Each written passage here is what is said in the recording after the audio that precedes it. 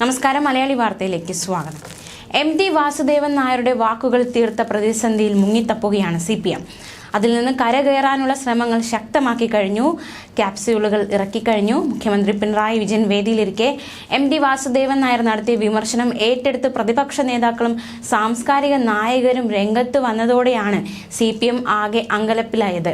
സർക്കാരിനും മുഖ്യമന്ത്രിക്കുമെതിരെയാണ് എം.ടിയുടെ വിമർശനം സർക്കാരിനും മുഖ്യമന്ത്രിക്കുമെതിരെയാണ് എന്ന് പ്രതിപക്ഷമടക്കം ഊന്നി പറയുമ്പോഴും എം.ടിയുടെ പരാമർശം കേന്ദ്ര സർക്കാരിനെതിരെയാണെന്ന മറുപടിയിൽ പ്രതിരോധം തീർക്കാനാണ് CPMന്റെ നീക്കം. സർക്കാരിനെതിരെ ഉയർന്ന വിഷയങ്ങളിൽ പ്രതിരോധം തീർക്കുന്ന പല ഇടതുപക്ഷ പ്രൊഫൈലുകളും എം.ടി വിഷയത്തിൽ മിണ്ടാതിരിക്കുകയാണ്. എം.ടി. വാസുദേവൻ നായരുടെ പ്രസംഗം മോദിക്കെതിരെയാണെന്നാണ് LDF പറയുന്നത്.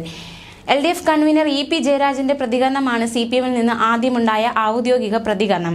കേന്ദ്ര സർക്കാരിനെതിരെയുള്ള കുന്തമുനയാണ് എം.ടിയുടെ പ്രസംഗമെന്നും ഇടതുവിരുദ്ധതയുള്ളവർ അത് CPMന് എതിരെയാണെന്ന് പ്രചരിപ്പിക്കുകയാണെന്നും അദ്ദേഹം വ്യക്തമാക്കി.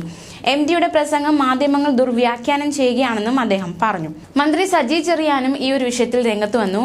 പിണറായിയെ ഉദ്ദേശിച്ചല്ല വിമർശനമെന്ന് എം.ടി തന്നെ പറഞ്ഞിട്ടുണ്ടായിരുന്നു എന്നാണ് മന്ത്രിയുടെ പ്രതികരണം. അത്തരത്തിൽ ഉദ്ദേശിക്കേണ്ട കാര്യവും എം.ടിക്കില്ല. കേരളത്തിന്റെ മുഖ്യമന്ത്രി പിണറായി വിജയൻ ജനനേതാവാണ്. എം.ടി പ്രസംഗത്തിൽ ഒരു പരാമർശം നടത്തി. അത് ആരെപ്പറ്റി വേണമെങ്കിലും ആർക്ക് വേണമെങ്കിലും എടുക്കാം. EMSും അങ്ങനെ ആയിരുന്നില്ല, പിണറായി വിജയനും അങ്ങനെ ആയിരുന്നില്ല എന്നായിരുന്നു സജി ചെറിയാന്റെ പ്രതികരണം. കോൺഗ്രസ് നേതാവ് രമേശ് ചെന്നിത്തലയും ഈ വിഷയത്തിൽ പ്രതികരണവുമായി രംഗത്ത് വന്നു. എം.ടിയുടെ വാക്കുകൾ മുഖ്യമന്ത്രിയുടെ കണ്ണു തുറപ്പിക്കട്ടെ എന്നും എം.ടിയുടെ വിമർശനം പിണറായിക്കും നരേന്ദ്രമോദിക്കും ബാധകമാണ് എന്നായിരുന്നു രമേശ് ചെന്നിത്തലയുടെ വിമർശനം.